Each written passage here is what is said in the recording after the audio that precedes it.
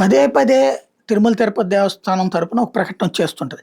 తిరుమలలో మూడంచెల భద్రతా వ్యవస్థ నిరంతరంగా అమలు చేస్తున్నాం. సోమవారమే ఒక ప్రకటన వచ్చింది. తీరా చూస్తే వందల మంది భద్రతా సిబ్బంది తనిఖీలు, స్కానింగ్ విధుల్లో పాల్గొంటున్నా ఏదైనా కారణంతో మొదటంచెలో గుర్తించిన ఎలక్ట్రానిక్ పరికరాలను తదుపరి అంచెల్లో గుర్తించి నిర్దేశిత డిపాజిట్ విధానం కూడా అమలు చేస్తున్నారు.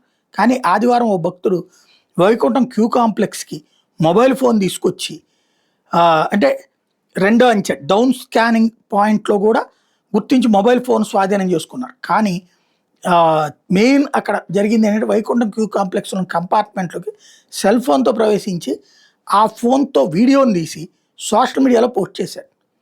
సాధారణంగా భక్తులు కంపార్ట్మెంట్లోకి వెళ్ళకముందు తనిఖీలు చేసి సెల్ ఫోన్లు ఎలక్ట్రానిక్ వస్తువులను గుర్తించి స్వాధీనం చేసుకుంటారు.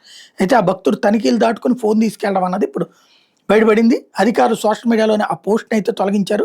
ఘటన మీద తిరుమల తిరుపతి దేవస్థానం విజిలెన్స్ విభాగం పరిశీలిస్తోంది.